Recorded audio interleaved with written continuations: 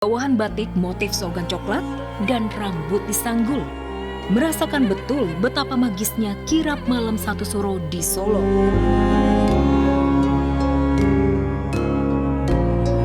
Bukan orang Jawa, dan setiap upacara malam satu suro itu setiap keraton juga punya tradisinya beda-beda.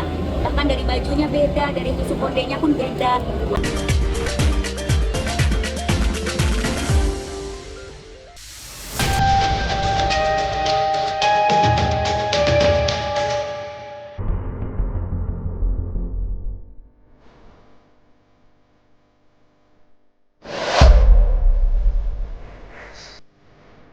Keraton Kasunanan Surakarta Hadiningrat baru saja menggelar kirap malam Kramat Satu Suro. Ritual malam Satu Suro dibuka dengan acara sambutan. Lalu keluarnya benda pusaka keraton berupa tombak.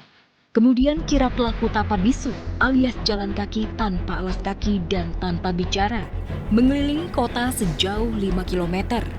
Gusti Pangeran Haryo Paundrakarna tampil memukau sebagai cucuk lampa atau pemimpin barisan terdepan keluarga Pura Mangkunagaran.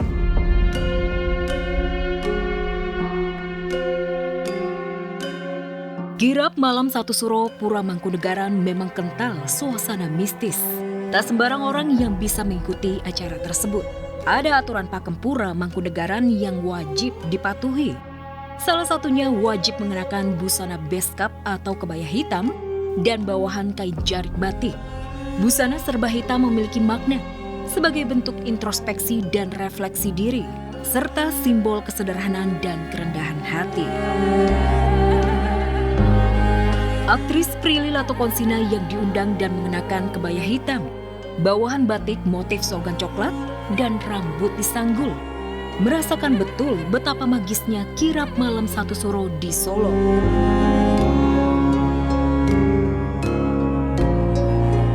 Bukan orang Jawa, dan setiap upacara malam satu suro itu setiap keraton juga punya tradisinya beda-beda.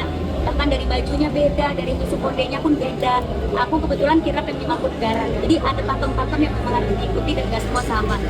Makanya ya aku benar-benar pasti undang, ikutin peraturannya aja dan ikutin aja serangkaian acara seperti apa. Aku kan harus mengikuti pakemnya Mangkunagaran ya, kebayanya udah ditentuin seperti apa. Jadi ya aku mengikuti arahan Mas Didit aja, kebaya sama kainnya seperti apa, karena Mas Didit yang bikinin kebayanya.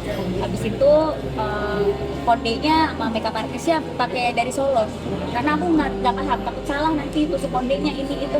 Jadi orang Solo aja yang langsung kodein. Laku Topo Bisu menjadi bagian inti dari prosesi kirap malam Satu Suro Pura Mangkunagaran. Prilly merasakan aura mistis saat melakoni laku Topo Bisu, jalan kaki tanpa alas kaki dan tanpa bicara sejauh 5 km. Kilo kan lumayan ya, kita mungkin sejam setengah di jalan, diem, nggak boleh ngomong sama kiri kanan, beneran untuk jalan. Ya lumayan jadi tenang, jadi kayak energinya ke-recharge lagi, walaupun kaki capek tapi energi dari dalamnya kayak ke-recharge gitu, jadi malah enak tidur, jadi lebih nyenyak habis itu. Begitu kentalnya aura mistis kirap malam Satu Suro, sampai-sampai Prilly tak berani mengajak kekasihnya Omara Esteglal. Benarkah ada larangan? Ataukah cuma Prilly yang diundang Kanjeng Gusti Pangeran Adipati Arya Bre Sujiwo atau Mangkunagaran 10? Nggak tahu mas, aku diundang aja, menerima undangan, tiba-tiba datang undangan, ada. Sebenarnya sebelumnya udah pernah ketemu sama Kanjeng Gusti di acara lain.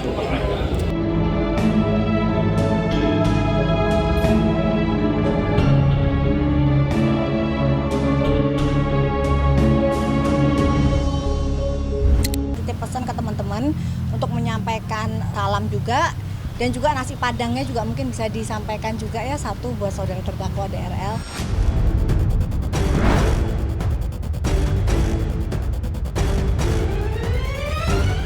Sidang perdana kasus Richard Lee baru saja dimulai. Doktif langsung panas menyerang. Kirim nasi padang sebagai sindiran perihnya hidup di dalam bui. Seakan ingin menjawab sindiran seterunya. Sebelum sidang, Richard Lee malah pamer drama cinta. Melepas rindu bertemu dengan istrinya Reni Effendi. sebelum sidang dimulai di Pengadilan Negeri Tangerang. Sumber kekuatan saya sih, kalau misalnya nggak ditemani istri, nggak tahu saya. Untung sekali punya istri saya ini. Dia nemenin saya baik di suka ataupun duka. Di waktu saya lagi susah pun dia tetap ada untuk saya, selalu temenin saya. Dia nggak pernah mengeluh. Setiap hari hampir beliau datang dan kasih support untuk saya. Lebih baik selama menunggu putusan berusaha untuk menumbuhkan rambut dengan serum penumbuh rambut yang dia jual.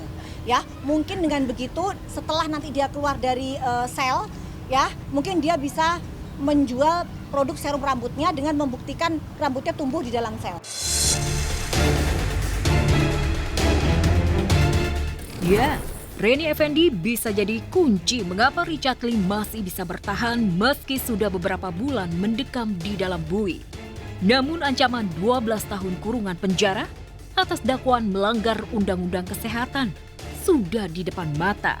Akankah Richard Lee selamat dari jerat hukum? Yang pasti Richard Lee untuk pertama kalinya tampil percaya diri bisa membalikkan semua dakwaan. Ini kesempatan saya untuk menjelaskan dengan sebaik-baiknya. Jadi silakan menikmati proses persidangan, ya, sampaikan bukti-buktinya dan siapkan diri kamu untuk berhadapan dengan dokter. Saya terbuka untuk publik, jadi saya silakan untuk kalian semuanya liput dari awal sampai akhir supaya kita juga melihatnya secara transparan ya, secara terbuka semuanya. Kalau memang saya ada salah, memang terbukti saya melakukan kejahatan, saya membahayakan masyarakat, saya siap dihukum seberat-beratnya. Tapi kalau misalnya tidak terbukti bahwa saya bersalah, saya membahayakan masyarakat, tolong bebaskan saya juga. Ironisnya, di tengah usahanya berkelit dari jerat hukuman, entah mengapa saat jalani sidang perdana, bos klinik kecantikan itu lagi-lagi bongkar pengacara.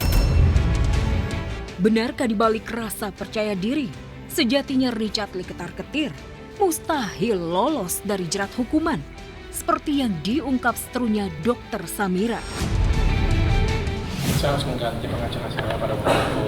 Saya bingung sih pengacara mana yang bagus, karena banyak pengacara, oknum lah ya saya bilang ya, yang membohongi atau menipu sama itu. Jadi saya belum ketemu pengacara yang bagus, jadi saya pakai pengacara sementara dulu. Dan akhirnya kemarin Ustadz Halif Basalamah, guru saya, telepon saya, dia kasih rekomendasi ini, katanya